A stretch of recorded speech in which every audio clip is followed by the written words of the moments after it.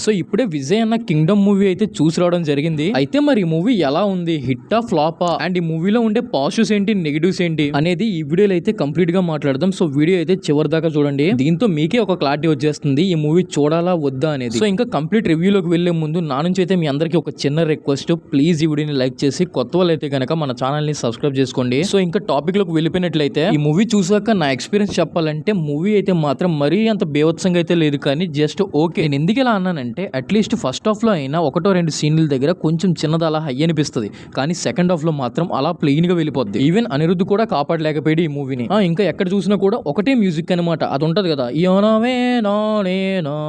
First time Jersey లాంటి master piece movie తీసిన గౌతమ్ గారి డైరెక్షన్ లో రిలీజ్ అయిన మూవీ అయినా ఇది అనిపించింది. అసలు నిజంగా స్టోరీ అయితే ఉండదు మావా, మనం ఏదైతే ట్రైలర్ లో చూసామో అదే యాజ్ టీజ్ ఉంటది అనమాట. నాకు అడిగితే మూవీలో కంటే ట్రైలర్ లోనే స్టోరీని బాగా ఎక్స్క్యూట్ చేశారేమో అనిపించింది. నెక్స్ట్ ఇంకా పర్ఫార్మెన్స్ విషయానికి వస్తే యాజ్ ఎ సూరిగా విజయన్ అయితే చించేశాడు, అండ్ సత్యదేవ్ అన్న కూడా యాజ్ ఎ శివగా నెక్స్ట్ లెవెల్ లో యాక్ట్ చేశారు. నెక్స్ట్ ఇంకా హీరోయిన్ విషయానికి వస్తే ఆమెకి ఈ మూవీలో స్కోపే లేదనమాట. నెక్స్ట్ ఇంకా సాంగ్స్ విషయానికి వస్తే ఓవరాల్ గా ఈ మూవీలో మొత్తం అయితే 3 సాంగ్స్ అయితే ఉంటాయి. అది కూడా ఫస్ట్ హాఫ్ లో బ్రదర్ ఎమోషన్ తో ఉంటది, అది ఒకటిని సెకండ్ హాఫ్ లో 2 ఉంటాయి. దాంట్లో రెగ్యులర్ సాంగ్ అయితే మాత్రం నెక్స్ట్ లెవెల్ లో ఉంటది. ఇవి తప్ప ఈ మూవీలో ఇంకా చెప్పుకోవడానికి ఒక్కటి కూడా పాజిటివ్ మూమెంట్స్ ఉండవు. ఒక్కటైతే నిజం ఓవరాల్ గా ఈ మూవీ అయితే మాత్రం అటు హై ఉండదు, ఇటు లో ఉండదు, జస్ట్ మిడిల్ లో ఉంటది అనమాట. One time watchable. మిడిల్ లో ఉండే మూవీస్ అయినా మేము బాగా చూస్తామంటే మీరు ఖచ్చితంగా ఈ థియేటర్కి వెళ్ళి చూడొచ్చు అనమాట. ఈ మూవీ డెఫినెట్ గా ఎంజాయ్ చేస్తారు. సో ఇక్కడ నుంచి అయితే ఈ మూవీలో ఉండే నెగిటివ్స్ గురించి అండ్ నాన్ స్పాయిలర్ గురించి కొన్ని మాట్లాడదాం. ఈ మూవీ మొత్తం చూసాక నాకు ఒక్కటే థాట్ వచ్చింది, అసలు నిజంగా ఈ మూవీకి పార్ట్ 2 హీరోయిన్ అవసరమా అని. అండ్ నెక్స్ట్ హృదయం లోపల అని చెప్పి ఒక రొమాంటిక్ సాంగ్ ఉంటది కదా, అది మూవీలో ఎక్కడ కూడా ప్లేస్ చేయాల. అండ్ నెక్స్ట్ ఈ మూవీ చూస్తున్నంత సేపు కూడా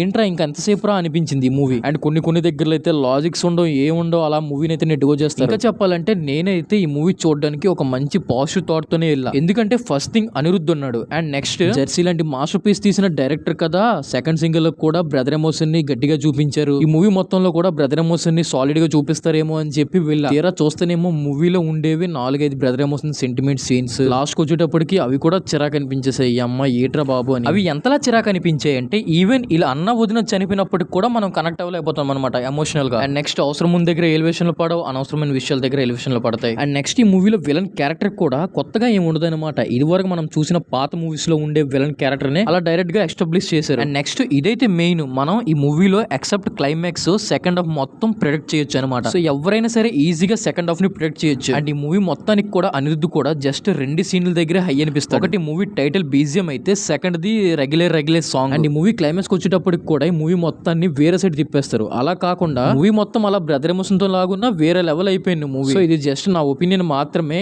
ఎనీవే డైరెక్టర్ అయితే చాలా కొత్తగా ట్రై చేశారు. ఒకవేళ మీరు ఈ మూవీని చూసుంటే మీకు ఎలా అనిపించిందో హానెస్ట్ గా కామెంట్ చేయండి. అండ్ అలానే అయితే లైక్ చేసి సబ్స్క్రైబ్ చేసుకోవడం మన ఛానల్ ని అస్సలు మర్చిపోవద్దు.